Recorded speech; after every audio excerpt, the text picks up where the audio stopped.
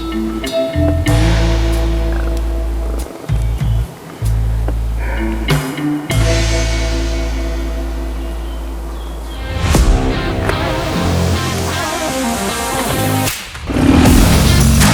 mais je peux pas. Regarde-moi ça là. Impossible.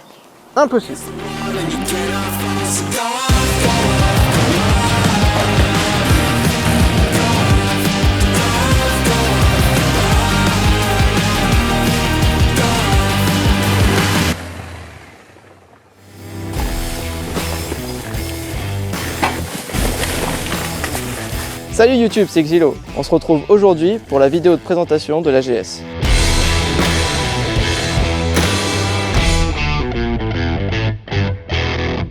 Avant de te présenter la moto, je vais te dire pourquoi j'ai choisi ce modèle. J'ai pas choisi la plus récente, j'ai pas choisi la plus vieille.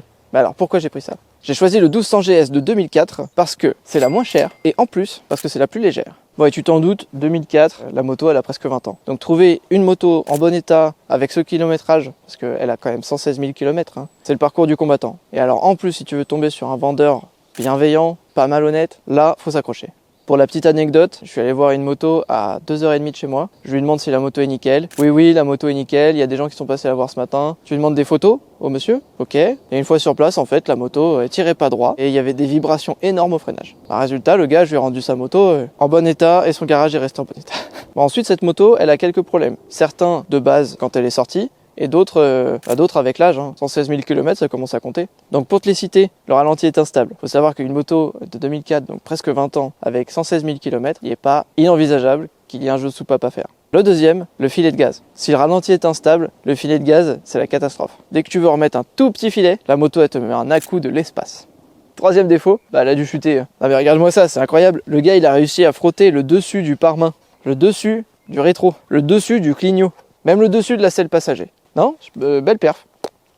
Belle perf. La raison principale pour laquelle j'ai choisi cette moto-là, c'est parce qu'elle était extrêmement bien équipée de base. C'est-à-dire que le vendeur avait déjà posé des crash bars, des protections de carter. Il avait également mis une protection de carter moteur. Les pare-mains sont d'origine, la bulle aussi. Finalement, j'ai fait assez peu de modifs sur cette moto. J'ai rajouté une paire de LED. En interfile, c'est quand même vachement mieux. Il suffit de faire un appel de phare, c'est Moïse. Et ensuite, j'ai rajouté quelques grippes sur le réservoir. Ça aide à tenir la moto. J'ai aussi changé les pneus. Un chemin, faut des pneus adaptés. Ah oui, et puis comme à chaque moto, j'ai rajouté mon quadlock. Bon, et passer d'une R6 à une GS, ça entraîne quelques surprises. Faut savoir que la R6 est assez basse, la GS assez haute. Pour être sûr que tu comprennes, c'est comme si tu te mettais en haut de la tour de Pise et que tu essayais de la faire pencher de l'autre côté. Pour la GS, elle y arrive. Une tour de Pise qui... Autre surprise, en dépit de son poids, elle est incroyablement facile. Alors certes à l'arrêt le truc c'est un âne mort, mais par contre dès que tu passes 3 ou 4 km/h, c'est un vélo, tu peux le manier comme tu as envie quoi. C'est vraiment impressionnant, ça m'a surpris. Bon et pour parler des points négatifs, elle pèse un âne mort quand même. C'est la première fois que j'ai une moto aussi lourde, juste la mettre sur la béquille centrale c'est une épreuve pour moi. Son seul défaut c'est son poids à l'arrêt. Tout le reste, franchement je suis agréablement surpris. Bon, trêve de blabla, la semaine prochaine on part en Corse. Et toi, avec quelle moto t'irais là-bas? Dis-le moi en commentaire. Est-ce que tu as pensé à t'abonner à ta chaîne? Bah non, c'est la tienne. C'est ma chaîne. Est-ce que tu as pensé à t'abonner? C'est quand même vachement mieux pour suivre l'aventure. Hein. Allez, ciao. Là je nage, là je regarde derrière, là je fais vroom vroom, coucou, debout. Hé, t'as vu?